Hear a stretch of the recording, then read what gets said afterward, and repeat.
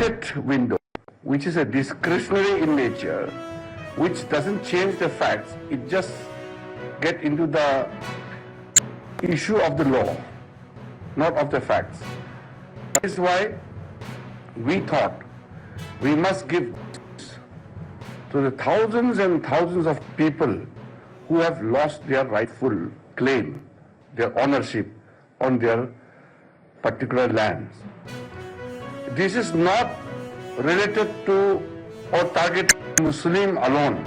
There are some campaign going on to set a narrative that the central government is working against Muslim community. No. We are here to correct the mistakes done in the past and to provide justice to the needy people.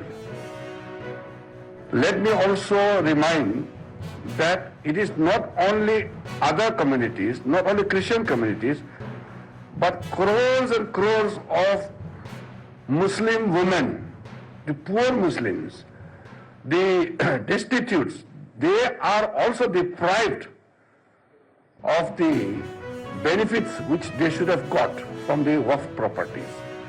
I had mentioned this in the parliament also. India has the largest Waqf properties in the world. We are not against Islam or we are not against Muslim, but we are for justice for everyone. That is why we brought the Waqf Amendment Bill 2025 to change the draconian provisions which were in existence. When we were drafting the bill, the issues of Munambam was in our mind. Let me assure you once again, my brothers and sisters of Munambam, you are living in our heart, and we will not take rest until you get back your land.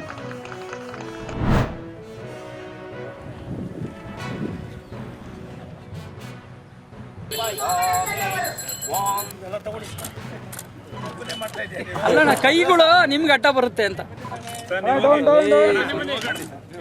ನಿಮ್ ತಲೆ ಬರ್ತೀನಿ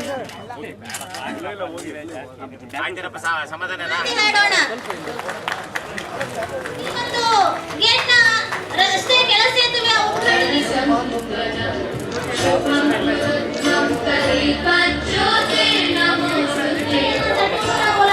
ಈ ಒಂದು ಯಶಸ್ವಿಯಾದಂತಹ ನಾಗೇಶ್ ನಮ್ಮ ಸುಮಾರು ವರ್ಷಗಳಿಂದ ಬಿದ್ದಿತ್ತು, ಅರ್ಧಂಬರ್ಧ ಆಗಿದೆ. ಇನ್ನ 2.5 ಕಿಲೋಮೀಟರ್ ಕೆಲಸ ಆಗಿರಲಿಲ್ಲ. ಅದಕ್ಕೂ ಕೂಡ ಟೆಂಡರ್ ಮಾಡಿಸಿದ್ದೀವಿ, ಟೆಂಡರ್ ಕೂಡ ಕರೆದಿದ್ದೀವಿ. ಅದನ್ನು ಕೂಡ 2-3 ತಿಂಗಳಲ್ಲಿ ಕೆಲಸವನ್ನು ಪ್ರಾರಂಭ ಮಾಡ್ತಾ ಇದ್ದೀವಿ. ನನ್ನ ಆಸೆ ಇಷ್ಟೇನೆ, ತುಮಕೂರಿನಿಂದ ಶಿವಮೊಗ್ಗಕ್ಕೆ ಇರ್ತಕ್ಕಂಥ ನ್ಯಾಷನಲ್ ಹೈವೇ ಏನಿದೆ, ಒಂದು ಸಣ್ಣದು ಕೂಡ ತುಮಕೂರು ವ್ಯಾಪ್ತಿಯಲ್ಲಿ ಅದು ಕಡೂರ್ಗೆ ಹೋಗೋ ತನಕ ಕೂಡ ನಮ್ಮ ಜವಾಬ್ದಾರಿ ಇದೆ. ಆ ಜವಾಬ್ದಾರಿಯನ್ನು ನಿರ್ವಹಣೆ ಮಾಡ್ತಕ್ಕಂಥ ಕೆಲಸಕ್ಕೆ ಈಗಾಗಲೇ ನಾನು ಹಿರಿಯರಾದ ನಮ್ಮ ಲೋಕಸಭಾ ಸದಸ್ಯರಾದ ಆಗಿದ್ದ ಸನ್ಮಾನ್ಯ ಬಸವರಾಜಣ್ಣ ಅವರ ಮಾರ್ಗದರ್ಶನದಲ್ಲಿ ಆ ಕೆಲಸವನ್ನು ಕೂಡ ಮುಗಿಸುವ ಕೆಲಸವನ್ನು ಮಾಡ್ತೀವಿ. ಅರ್ಧ ಆಯಿತು, ಇನ್ನರ್ಧಕ್ಕೂ ಕೂಡ ಶುರು ಮಾಡಿಸ್ತಾ ಇದ್ದೀನಿ. ನನಗನ್ನಿಸ್ತದೆ ಇನ್ನು 2 ವರ್ಷದಲ್ಲಿ ತುಮಕೂರಿನ ಲೆವೆಲ್ಲೇ ಬೇರೆ ಆಯ್ತದೆ. ಮೆಟ್ರೋನು ಕೂಡ ಬರ್ತಾ ಇದೆ. ಮತ್ತು ಗ್ರೀನ್ಫೀಲ್ಡ್ ಕಾರಿಡಾರು ತುಮಕೂರು ಇದು ಹಾಸನಿಂದ ಉಳಿಯಾರವರೆಗೂ ಒಯ್ಯ ತಿಪ್ಟೂರು ಮೇಲೆ ಅದು ಕೂಡ ಒಂದು ಹಂತಕ್ಕೆ ಬಂದ್ಬಿಡ್ತು. ಹೀಗೆ 8 ತಿಂಗಳಲ್ಲಿ ಒಂದು 10 ವರ್ಷದ ಯೋಜನೆಗಳನ್ನು ಕೈಗೆ ಎತ್ಕೊಂಡಿದ್ದೀನಪ್ಪ. ಬೇವ್ರದಿರೋ ಬಂಡಿಹಳ್ಳಿದು 8 ಕೋಟಿ, ಮತ್ತು ಇನ್ನೊಂದು ಬಂದು ಬಿಲೆಪಾಳ್ಯ ಇದೊಂದು 7 ಕೋಟಿ ಚಿಲ್ಲರೆ. ಇವೆರಡು ಕೂಡ ಇವತ್ತು ಫೌಂಡೇಶನ್ನು. ಡಿ ರಾಂಪುರದ್ದು ಅದು 6 ಕೋಟಿ ರೂಪಾಯಿಂದು ಉದ್ಘಾಟನೆ ಮಾಡ್ತಾ ಇದ್ದೀವಿ. ಸಿದ್ದರಾಮಯ್ಯನವರ ಹತ್ತಿರದೇ ನಾನು ನೋಡಿದ್ದೇನೆ. ಇಷ್ಟೆಲ್ಲ ಗೊಂದಲ ಇಟ್ಕೊಂಡು ಅವರು ಅದನ್ನು ಕೈ ಹಾಕಿದ್ರೆ ಜೈನುಗೂಡು ಕೈ ಹಾಕ್ದಂಗೆ ಆಯ್ತದೆ ಅನ್ನೋದು ಅವ್ರಿಗೆ ಅರಿವಿದೆ. ಕರೆಸಿ 1-1.5 ವರ್ಷ ಟೈಮ್ ಕೊಡಿ, ಅಷ್ಟೊಳಗಡೆ ಎಲ್ಲ ಮಾಡಿ. ಮತ್ತು ಪಾರದರ್ಶಕವಾಗಿ ಮಾಡಿದ್ಮೇಲೆ ನಿಮ್ಮನ್ನೇ ದೇವರಾಜರ್ಷಿ ಯಾವ ರೀತಿ ನಾವು ನೆನೆಸ್ತೀವೋ ಅದೇ ರೀತಿ ನೆನೆಸ್ಕೋತೀವಿ.